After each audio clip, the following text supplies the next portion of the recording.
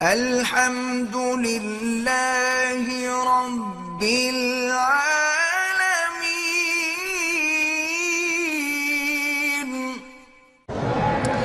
میں اپنے خاوند کو سب باتیں بتاتی ہوں، یہ غیبت ہے۔ اگر لوگوں کی بتاتی ہو تو غیبت ہے، اپنی قصے کہانیاں سناتی ہو تو وہ تو کوئی غیبت نہیں، لیکن اگر لوگوں کے سناتی ہو کہ فلاں یہ ہے، فلاں یہ ہے، فلاں یہ ہے، تو پھر اس سے بڑی غیبت اور کیا ہوگی؟ توبہ کریں اور استغفار کریں۔ اور اسی طرح ایک حدیث پاک میں حضور نے فرمایا کہ عورت کو اپنے خاوند کے سامنے کسی دوسرے مرد کی تعریف نہیں کرنی چاہیے، اور مرد کو بھی اپنے بیوی کے سامنے کسی اور عورت کی تعریف نہیں کرنی چاہیے، ورنہ نتیجہ یہ ہوگا کہ وہ دونوں اسی کی محبت میں گرفتار ہو جائیں گے۔ اس لیے احتیاط کیا کرے، کوئی بے فائدہ بات نہ کیا کرے۔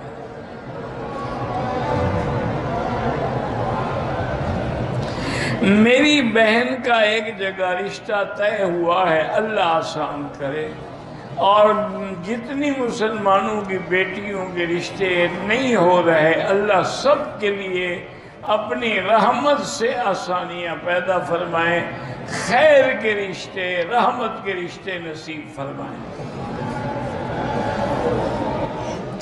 کہتے ہیں جی کہ کسی ایسی حدیث میں ہے کہ حضرت ابو ذر رضی اللہ تعالی عنہ فرماتے ہیں کہ میں الٹا لیٹا ہوا تھا تو حضور نے مجھے پاؤں سے ہلا کے فرمایا کہ یہ اس طرح لیٹنا جو ہے یہ جہنمیوں کا انداز ہے۔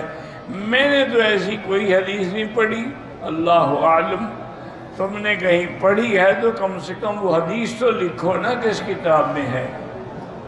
ایسے تو نہیں نہ بس کہہ دیا کہ ہاں جی کوئی ایسی حدیث کا کیا مطلب؟ ہاں ایک بات یہ علماء نے لکھی ہے کہ داہنی طرح ہاتھ پہ داہنی کروٹ پہ لیٹنا جو ہے یہ سنت الانبیاء والمرسلین۔ حضور پاک بھی جب لیٹتے نا تو اپنا ہاتھ رخسار کے نیچے رکھتے اور دائیں ہاتھ پہ لیٹتے تھے، اور بائیں ہاتھ پہ لیٹنا جو ہے یہ سنت الغافلین ہے، یہ غافل لوگوں کا طریقہ ہے، اور سیدھا لیٹنا جو ہے یہ متفکرین کی علامت ہے کہ الذین یتفکرون فی خلق السماوات والارض، اور الٹا لیٹنا جو ہے یہ فاسقوں کی علامت ہے، جو بد کردار لوگ ہوتے ہیں وہ الٹا لیٹتے ہیں۔ یہ تو ہے لیکن حدیث میں نہیں ہے۔ کہتے ہیں کہ پاکستان میں لوگ جو ہیں سفر کا مہینہ جب ہوتا ہے نا، کہتے ہیں جی یہ تو مصیبتوں کا اور بلاؤں کا مہینہ ہے، تو سفر کے مہینے میں جتنے بچے پیدا ہوتے ہیں ان کو سڑک پہ پھینک دیتے ہیں، کیونکہ وہ بھی تو پھر بلا ہوا نا، وہ بھی مصیبت ہوا۔ سب جھوٹے عقیدے ہیں، سب مہینے اللہ کے ہیں، نہ کوئی منحوس ہے۔ ہاں برکت والے مہینے ہیں جیسے رمضان ہے، ذی الحجہ کا مہینہ ہے، لیالی العشر ہے، لیکن کوئی منحوس نہیں ہوتا۔